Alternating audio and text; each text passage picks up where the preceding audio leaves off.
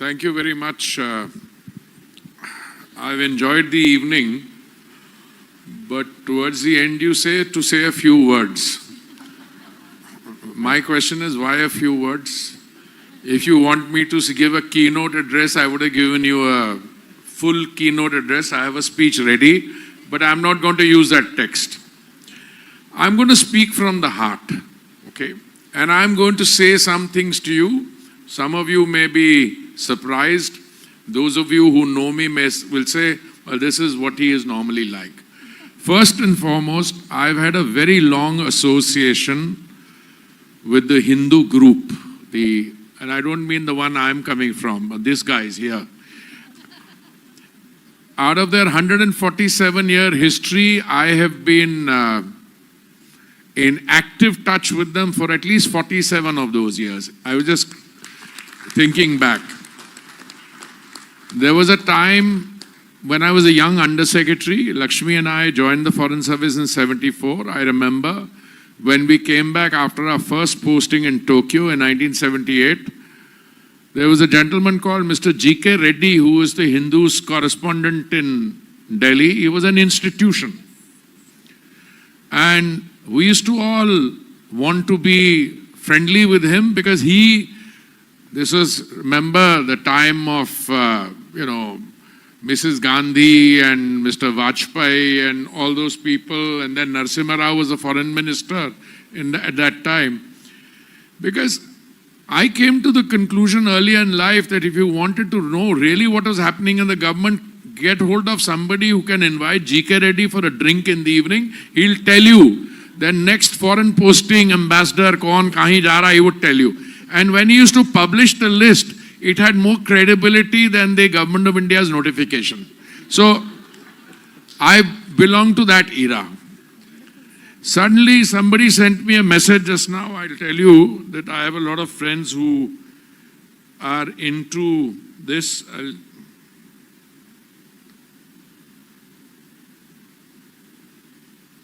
Somebody sent me a message saying that, the event which you are attending just now,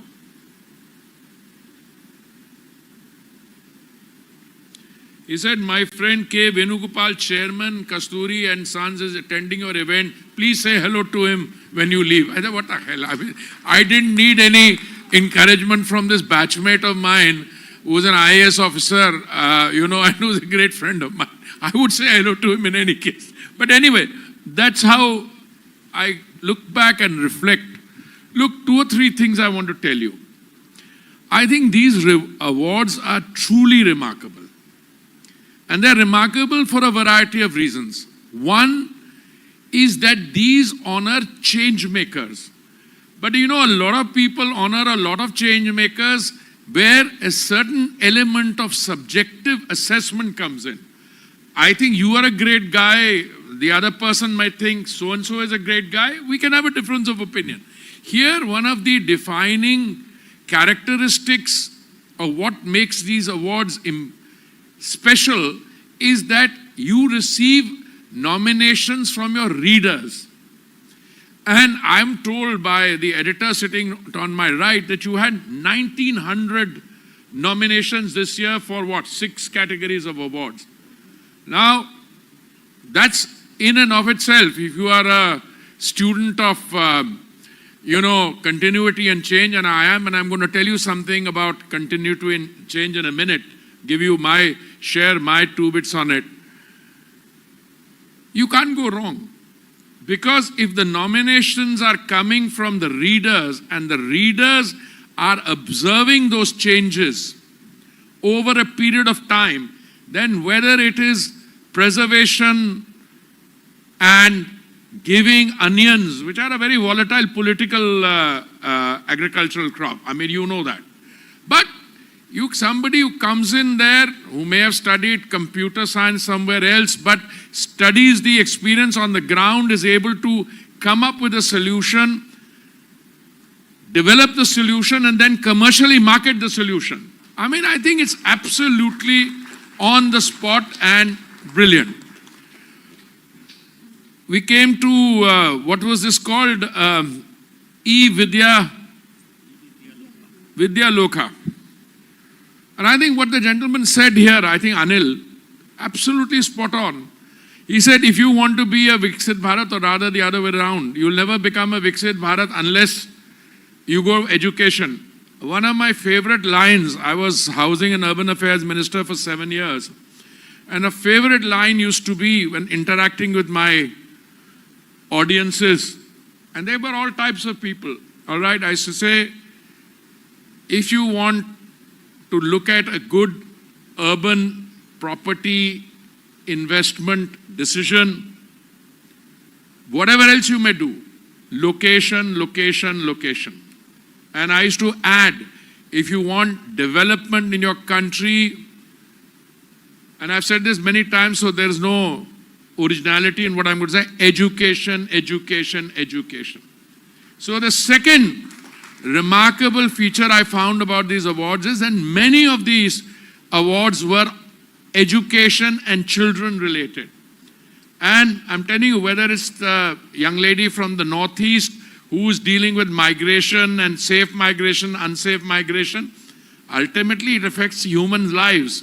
And then so one of the other award winners, you're taking those kids at this duo which came here, and you're giving them education, and that is what will ultimately determine the success rate. Why? Let me tell you.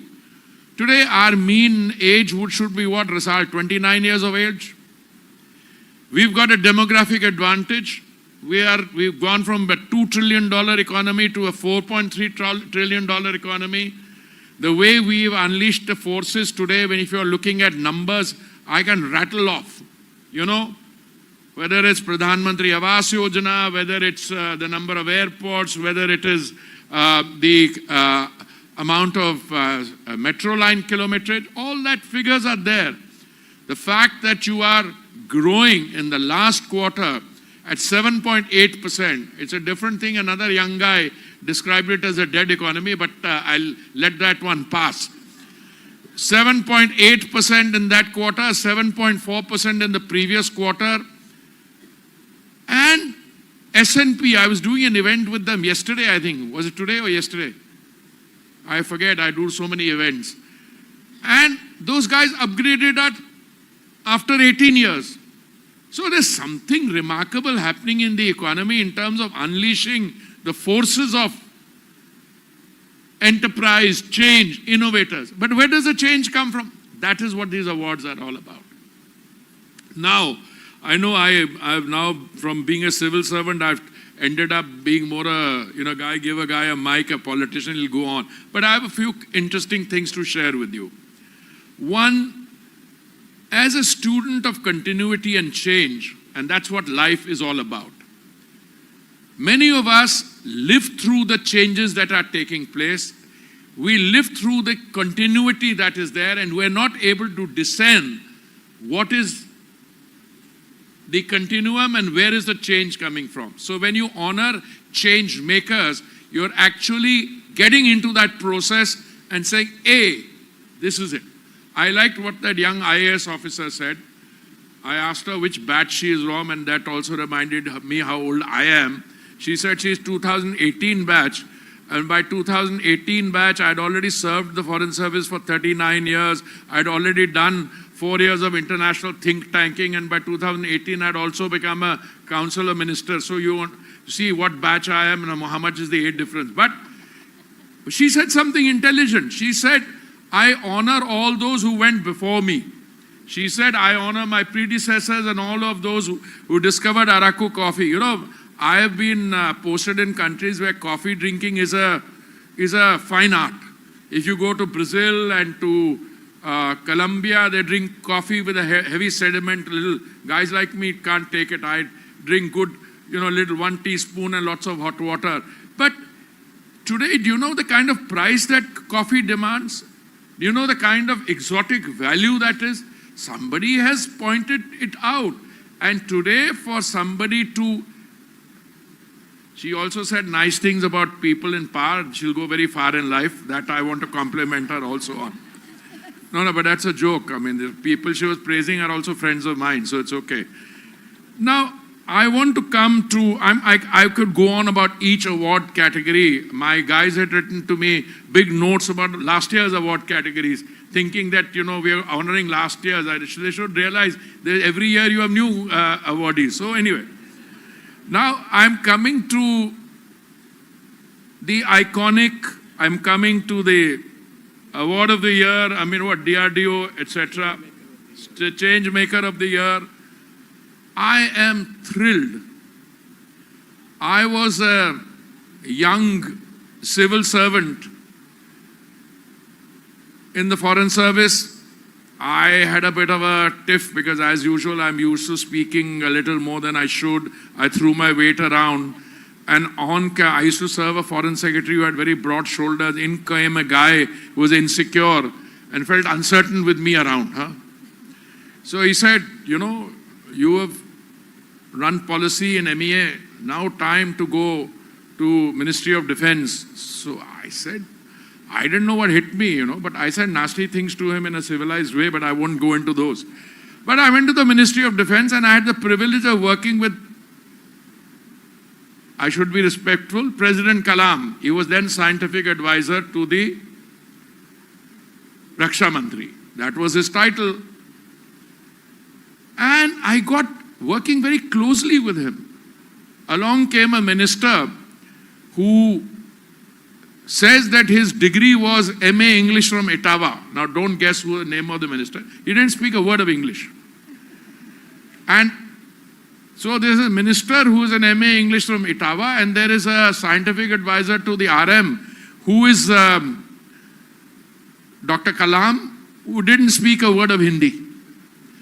So we used to have a weekly meeting where all the Chief of Army Staff, Chief of Air Staff, Chief of Naval Staff, DRDO, and a young greenhorn Joint Secretary like me paraded there by the Defense Secretary, who was a Haryana cadre officer but was more of an Englishman than any I've seen, and I've served in England. And he said, you will do the translation. So I said, God help me. God help me. How can I do the translation? I don't understand half of the language of the minister. And if the DRDO chief, Mr. Kalam, starts speaking Hindi, I won't understand it either. So this Haryana cadre officer, a boss of mine, a brilliant guy, Tapas Banerjee, he said, "Main to hoon na," film ka, "Main to hoon na." So I sat there and I started translating. It was on the one hand a nightmare because anything I said would pass because one guy didn't understand what the other guy was saying and the rest would depend on the minutes I was recording, And then my first pot shot came when the then Chief of Air Staff says, his staff officer called me, he also later became Chief of Air Staff. He said, "Be careful, my chief didn't say this, he said this." Maka, send me what he said. Now, I didn't have smartphones then. And the other guy sent me. So what was happening, these chiefs of services were telling their factotums or their advisor, "Maine to ye bol diya, maine to wo bol diya," where in the meeting they were not saying any of it. So I told my boss, this is happening. He said, "Let's have some fun." Okay. Pehli bari to I didn't correct myself. "Achho, agli bari dekh." Next time when they send it, मैंने कहा मेरे पास recording है, बता दूंगा कि तुमने क्या बोला, what you said inside and what you are claiming. So we had a very good time. The minister fell in love with me. He used to tell wo foreign wale Sardar ji ko bulao. Now, I had a very difficult time because the minister's Hindi also was very difficult to understand. He was a very famous leader. So he went to a press conference. So somebody said, "Seema pe kya sthiti hai? Do you understand Hindi? What is the situation in the border?" So he would close his mouth and "Seema mein tanav hai," which means there's a lot of tension on that. So I got rattled. So if I had to translate that for Kalam, but now I come to say, Kalam was a great guy. And what he did for the DRDO, I'm sorry I choose my words very well. He was a pioneering scientist. There are a lot of people who are scientists. I'd finished my tenure in the Defense Ministry. I came back to External Affairs Ministry and I rewind back May 1998. I got a call from a man who was then the Foreign Secretary in the morning. It was a Saturday morning, if I remember. What are you doing today? So I said, Foreign Secretary asking me, Joint Secretary not used to calls like this. I said, I'm doing everything that I do on a Saturday. I will come to the office, we'll stay there till 1 o'clock. He knew what used to happen after 1 o'clock. We used to go for an extended lunch because Saturday is a holiday, not a working day. We used to go to the India International Center and continue our, official deliberations over, what. Okay. So he said, no, today you don't go to where you go at 1 o'clock, you stay in the office. I said, my God, this is strange. Guy is calling you at 9 o'clock when you're leaving for the office, then said, stay in the office till 1:30. And he said, that collaborator of yours, Rakesh Sood, who was Joint Secretary Disarmament, keep him with you. Because he used to go with me there, he said, keep him with you. All right, around 11 o'clock, a friend of mine who was a journalist also dropped in. His father happened to be then, I think he was the Deputy Chairman of the Planning Commission. He said, father has been missing since morning. I said, then what happened? Fathers go to office in the morning. What is the problem on a Saturday? Then he said, he was in the territorial army, Then he said, I went to the defense room. Everybody is in the war room. Nobody knows why they are in the war room. I said, must be something happening. We were also gossiping and saying maybe some word will come. Then somebody turned around and called me and he said, where is Lakshmi? That's my Lakshmi. And I said, she is gone for a G15 meeting in Cairo. So then that guy turned around and said, all right, you got her number? I said, there were no cell phones. I said, I know how to contact her through the ambassador and so on.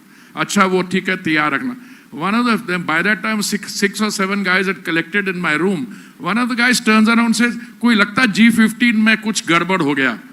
Now, anybody who has any understanding of international relations should know that G15 is not an organization important enough for any gadbad to take place there.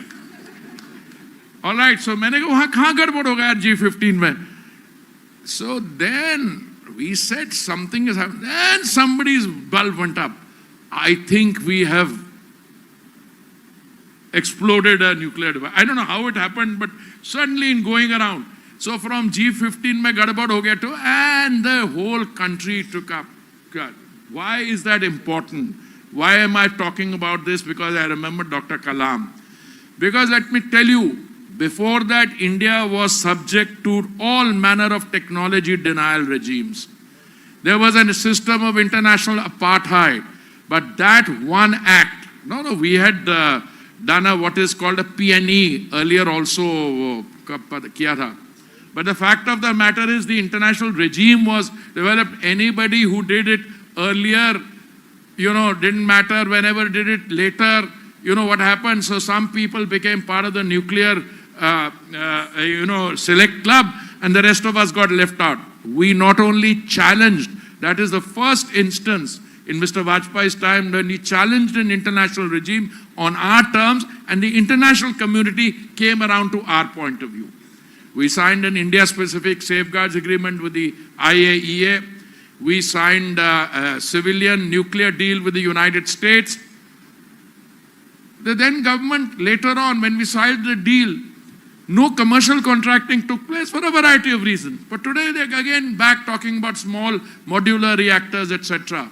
So but today we are paying tribute to a man called Dr. Kalam. He became president later. I've had a very close working relationship with him.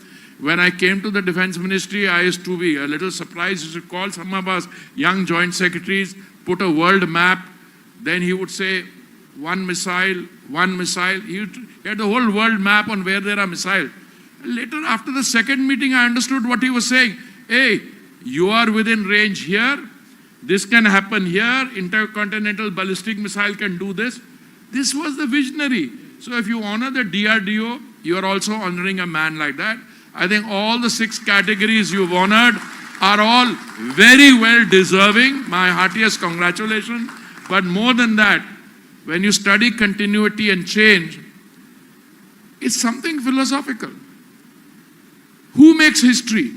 I mean, if you take the views of David Hume on the right and Karl Marx on the left, one will have you say that the individual makes history. No, individuals make history. But the other guys will tell you, not in circumstances of their choosing. Ground reality is what determines it. So when you honor change makers, you're also acknowledging the complexity of the process of life and change. So heartiest congratulations. This has gone on a little longer than I had anticipated. So you messed up a bit.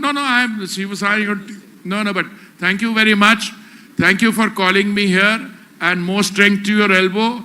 But I think you should also honor not only the 6, actually a little more because 2 awards in 1, but even all those people who came in the consideration zone, because I know how difficult it is for any jury. I know these jury are very, very with broad shoulders, but you know, the difference between X and Y can be very nuanced.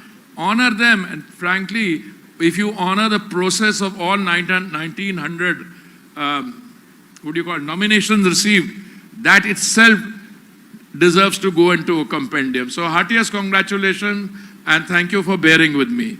God bless you all.